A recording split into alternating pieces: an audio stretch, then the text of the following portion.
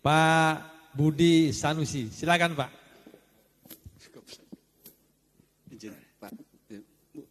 Assalamualaikum warahmatullahi wabarakatuh. Subhanallah walhamdulillah wala haula wala quwata illa billah. Rabbi shrah sadri wa yassir li amri wal uqdatam min lisani yafqahu qouli.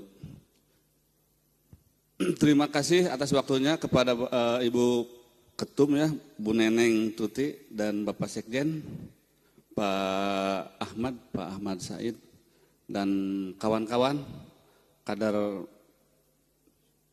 Partai Berkarya Nusantara ya. Alhamdulillah saya mungkin duduk di sini, berdiri di sini atas dasar undangan. Alhamdulillah.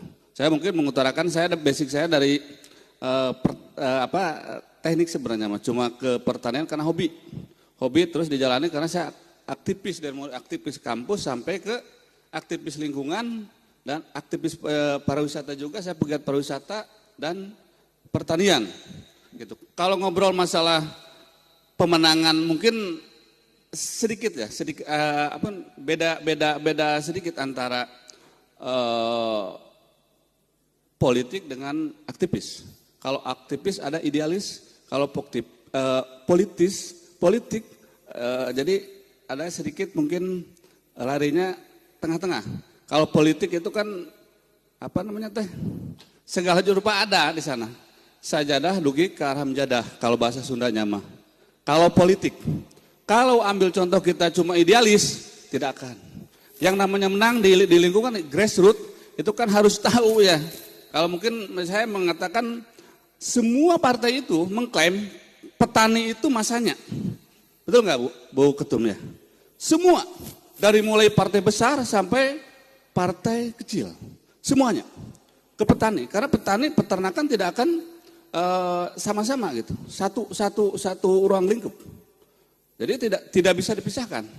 Jadi mengklaim semuanya. Makanya mungkin kalau seandainya Partai Berkarya mau 2029 ya. Yang saya tahu Partai Berkarya ini berdiri tahun 2016 ya Bu ya. 2016 kalau saya 15 Juli 2016 yang saya tahu ya. Dan ini warna kuning sangat bagus. Karena apa? Optimisme menang. Dan harus optimis, kita harus sinergi dengan semua pihak.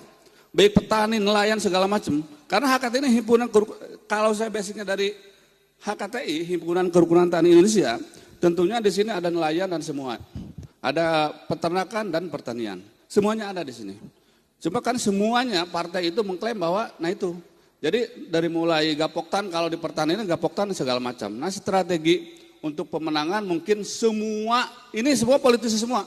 Pasti lebih tahu daripada kami.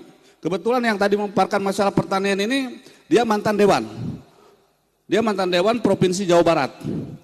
Pak Ginanjar, dan ini akademisi ya. Dan saya sendiri aktivis sama. Dari mulai aktivis kampus dan pertanian. Ya mungkin banyak hal yang memang kita inikan ya gitu. Mungkin harapan untuk 2029 sangat besar. Kalau seandainya kita mau. Makanya kita harus tahu product knowledge. Kalau di marketing mah mungkin ya product knowledge akar rumput. Mana yang segmen pasar mana? Ambil contoh di perkotaan, nggak mungkin kita lari ke pertanian. Karena di partai Berkarya ini ada pedesaan dan ada perkotaan. Nggak mungkin semuanya segmentasinya sama. Pasti ada yang namanya perkotaan. Nah perkotaan mana? Mungkin tukang ojek dan lain segala macam gitu kan. Karena memang kalau kita harus tahunya itu segmen kita itu di mana. Dan kita jangan ngomong ada uang pasti menang. Tidak begitu. Yang namanya politik itu ada saja. Ada uang juga kalau seandainya kita kurang pendekatan terhadap masyarakat, tidak menang. Uang diambil, ampunten. Maaf ya, kalau seandainya mau ngomong ininya mah, uang diambil, nyoblos ke kita tidak. Bagaimana menumbuhkan rasa kepercayaan masyarakat terhadap Partai Berkarya Nusantara ini sangat besar harapannya. Membangun bangsa sangat besar.